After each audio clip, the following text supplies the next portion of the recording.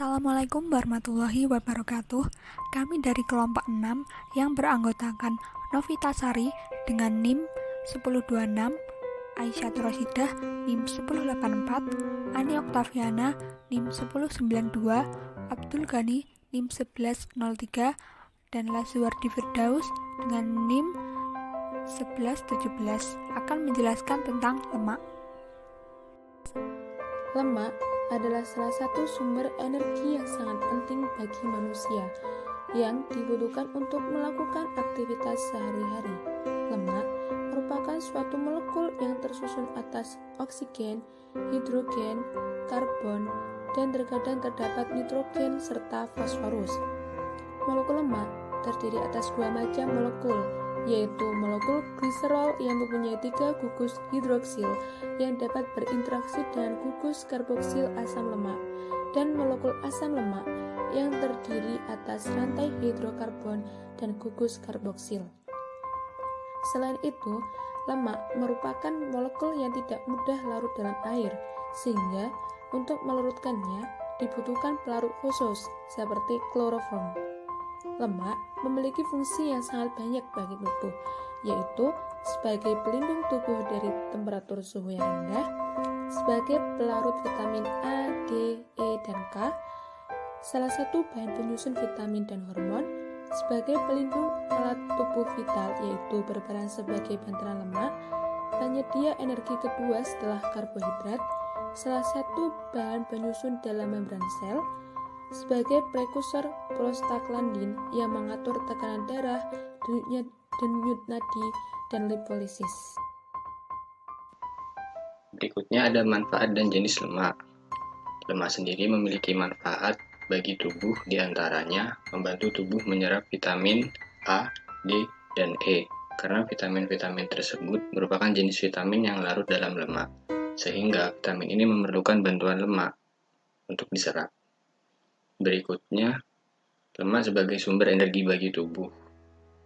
Lemak juga dapat berguna sebagai sumber energi walau bukan sumber energi utama.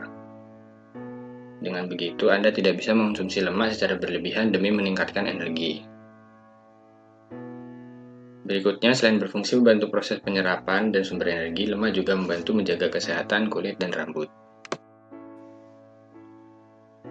Kemudian manfaat lainnya, lemak juga dapat membuat tubuh tetap hangat karena memiliki fungsi sebagai isolator bagi tubuh.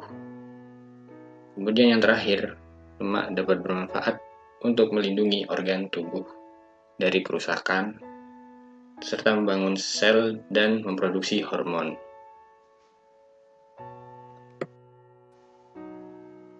Untuk ragam jenis dan sumber lemak sendiri, ada beberapa, yaitu lemak tak jenuh tunggal. Lemak tak jenuh ini dapat membantu menjaga kesehatan jantung dengan menurunkan tingkat LDL atau kolesterol jahat dan menjaga tingkat HDL atau kolesterol baik dalam tubuh. Lemak semacam ini dapat ditemukan pada buah alpukat, minyak zaitun, hazelnut, almond, dan kacang-kacangan. Jenis lemak yang kedua itu lemak tak jenuh ganda. Lemak tak jenuh ganda dapat membantu menurunkan kadar LDL di dalam tubuh, omega 6 dan omega 3. Termasuk ke dalam jenis lemak tak jenuh ganda. Lemak ini banyak terdapat pada ikan salmon, tuna, buah kenari, dan biji kelena. Jenis berikutnya yaitu lemak trans. Lemak trans termasuk ke dalam jenis lemak yang tidak sehat karena bisa meningkatkan kadar LDL di dalam tubuh sehingga bisa menyebabkan penyakit stroke, diabetes tipe 2, dan gangguan jantung jika dikonsumsi secara berlebihan. Lemak jenis ini banyak ditemukan di produk olahan seperti kentang goreng, biskuit, donat, pizza, ataupun popcorn. Kemudian yang terakhir, ada lemak jenuh. Lemak jenuh sebenarnya lebih baik dihindari karena dapat meningkatkan kolesterol jahat di dalam tubuh. Lemak jenuh akan tampak berbeda bentuknya dengan lemak tak jenuh karena biasanya berubah menjadi bentuk padat atau membeku di suhu ruang. Lemak ini bisa didapatkan pada mentega, telur, daging merah, susu, keju, atau kulit ayam. Lalu selanjutnya, di mana kita dapat menemukan sumber lemak itu, atau bagaimana cara kita untuk memenuhi kebutuhan lemak dalam tubuh kita. Lemak bisa didapatkan dengan mengkonsumsi pangan sumber lemak. Lemak dalam pangan sendiri dibagi menjadi dua, yaitu lemak hewani dan lemak nabati. Lemak hewani adalah lemak yang berasal dari hewan, sedangkan lemak nabati adalah lemak-lemak yang berasal dari tumbuh-tumbuhan. Untuk lemak hewani sendiri bisa kita dapatkan dengan mengkonsumsi ikan, daging ayam, susu, telur, dan daging sapi. Untuk lemak nabati sendiri bisa kita dapatkan dengan mengkonsumsi kedelai, kacang almond, minyak zaitun, kacang tanah, dan alpukat. Sebenarnya masih banyak lagi pangan sumber lemak yang bisa kita dapat konsumsi, baik itu lemak hewani atau lemak nabati. Kemudian, bagaimana metabolisme lipid dalam tubuh? Lipid atau lemak dalam tubuh akan disimpan dalam bentuk triglisida yang mana akan disimpan di dalam jaringan lemak atau jaringan adiposa. Organ hati merupakan pusat metabolisme lipid yang bertanggung jawab dalam mengatur kadar lipid di dalam tubuh. Untuk proses metabolisme lipid sendiri dapat kita lihat melalui diagram dari samping. Untuk lebih jelasnya yaitu yang pertama, metabolisme lipid dimulai dengan katabolisme triglisida oleh hormon sensitif lipase yang akan mengkatalisis triglisida tersebut menjadi asam lemak dan gliserol. Kemudian asam lemak dan gliserol tersebut ditransfer ke jaringan aktif di mana keduanya dioksidasi dan menghasilkan energi. Untuk gliserol akan memasuki jaringan aktif lalu diubah menjadi gliserol 3 fosfat yang memasuki jalur glikolitik untuk memecahkan glukosa menjadi energi. Sedangkan asam lemaknya akan melalui proses beta oksidasi menghasilkan asetil-CoA yang akan masuk ke dalam siklus Krebs yang akan menghasilkan energi juga.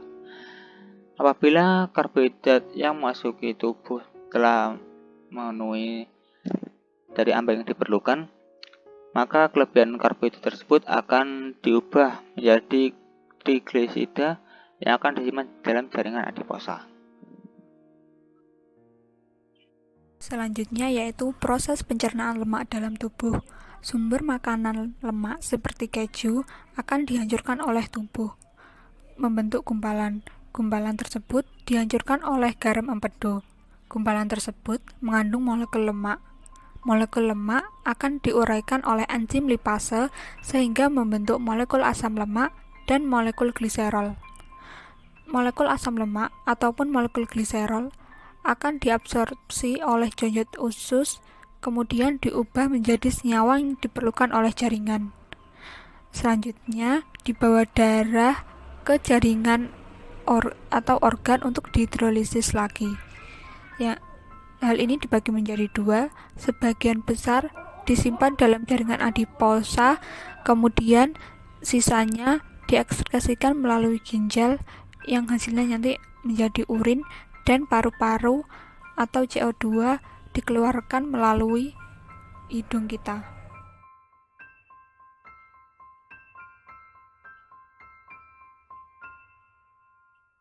Selanjutnya yaitu pengaruh konsumsi lemak terhadap tubuh. Jika konsumsi lemak kurang, dapat menyebabkan gangguan pertumbuhan dan penurunan imunitas terhadap penyakit.